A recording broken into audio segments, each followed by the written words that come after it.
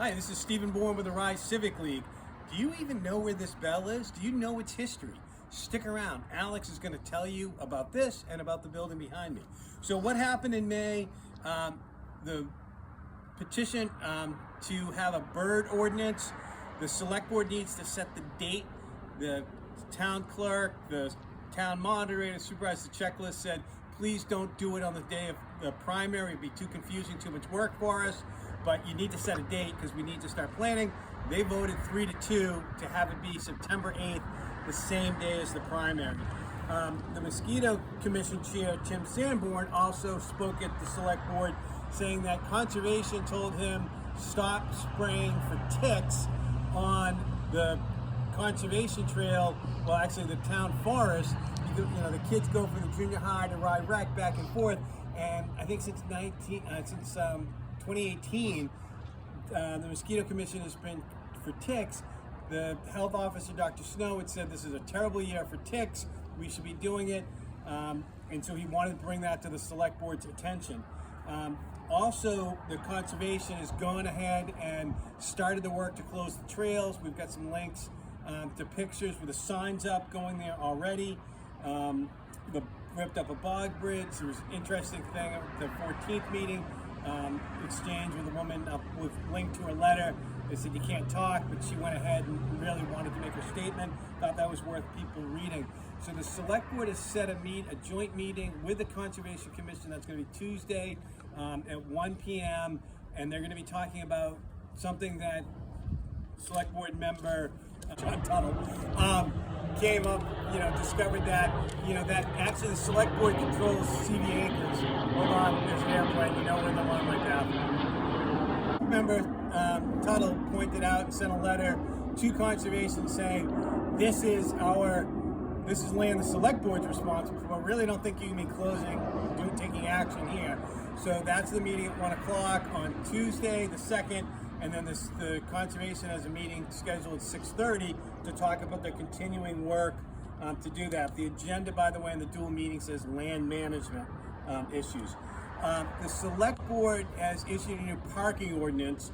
Exactly what those changes are in Ocean Boulevard. The ordinance doesn't highlight it, crossed out, but people are saying, is this to do with this?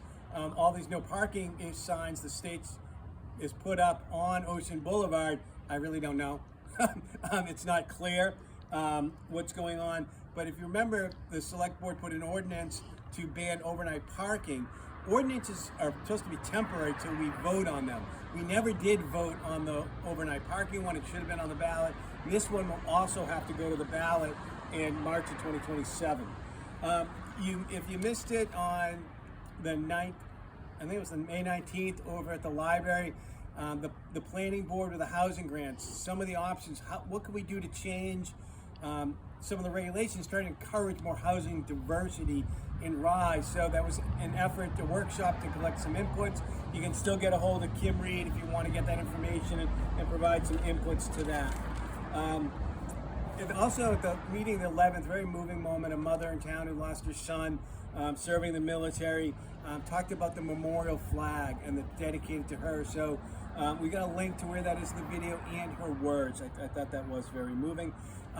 Over the select board, we've learned that they're not planning on hiring a full-time finance director. They're going to continue contracting MRI for finance to do the financing, that person working 3 days a week.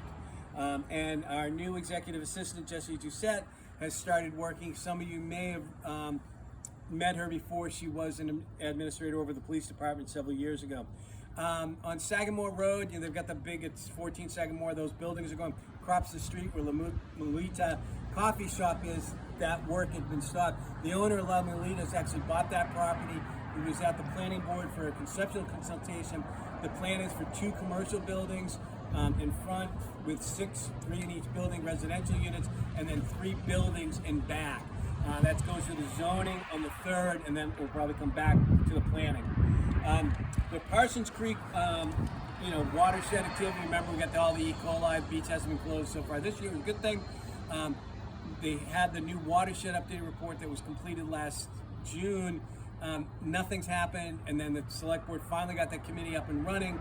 They met in April and May, and FB did an overview presentation where I thought it was really good. One slide, one page for some of the things, so there's a link to that. So that's very good. Hopefully we'll be tracking that moving forward. The budget committee met to have our first meeting, and one of the things, we talked about how things went last year, how we could improve it, and the reserve fund. So, as you know, we've got $10 million in reserve funds. 5 million of those are in the cemetery control. But one of the things we talked about is on the warrant article, when we vote, we have all those warrant articles. We can put them at a table. What's the current value? What's the target value, which we don't know? And are we planning on adding to those? So we still got to go forward, but the budget committee, that's something they want to push to make happen. Also, the energy committee, I said I'd give them a plug. They couldn't meet this week. They need more members. If people are traveling out of town, they just can't get down. They've done a tremendous amount of work. There's also a link in there for some information if you want solar panels, what you can do. So that group needs help. Also, the mosquito commission only has 2 people. So if one person's gone, they're not going to be meet with mosquito ticks. That's very important. All right, you are sick and tired for me. Let's learn about this bell. Good afternoon, everybody. I'm standing in front of the 4th Congregational Church. I know we've talked about that in the past, but this is a very special day. I went to the service this morning, and there was a speech by the church historian, Rod Watterson, who's written a new book on the history of this church, the 4th Congregational Church, dating from 1961 to the present. But before we get to that and some of the things he said, just want to step back. The first church was built here in 1726. So, how long have we had a church on the hill? 300 years. That church didn't last too long. It wasn't very well built, but the second one in 1756 was very well built, and that lasted until 1837. And that was the 3rd Congregational Church, and that is the one that burned down on March 18th, 1959. My family and I were all up here watching. Everybody was here, and in 90 minutes it burned to the ground. And behind me you can see the bell that survived, obviously, went crashing down. To the credit of the fire department, they were able to save the parish house. I believe this is, I don't know if that's the correct word for it or not, but this was an addition that was built onto the church in 1957 by my good friend Frank Sturm Sr. The Sturms lived in Rye Center, and they were very close family friends of ours.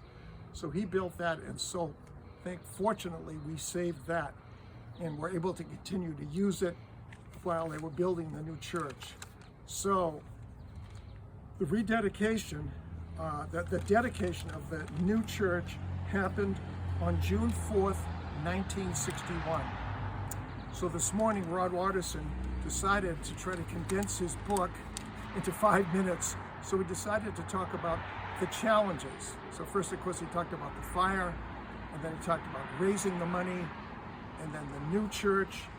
But then, this is 1961, and he talked about the 60s, and this is true all over the world, not just in this country, but there's a lot of challenges to churches, synagogues, mosques. I mean, people were turning away. It was a very tumultuous time in world history, and so they had that challenge to deal with, and the bottom line is that membership was down. But in the 1970s, they had a new minister, and they had a real revival in all aspects of the church, with membership, youth groups, and so forth. And so that was a success in the 70s. By the 80s, the church really needed more space. And so that is when the addition on the back of the 1957 building here was constructed, the one that goes all along out back there by and that's when that new parking lot was constructed. Finally, by the 1990s, the church had become, there were too many people. There wasn't enough room for services. And also there was a difference of opinion within the Congregational Church. So people started to go to Greenland, and finally, the Greenland congregation, finally the church in 2000 split. So a certain number of the members went to the new church that was built in Greenland on Breakfast Hill, and those who remained behind here, those Congregationalists, started this version of the Congregational Church, and that was under Reverend Lavoie, and they made great progress, great revival, and even survived the pandemic. and are going strong today. So that's the essence of what Rod talked about in his challenge. Thank you.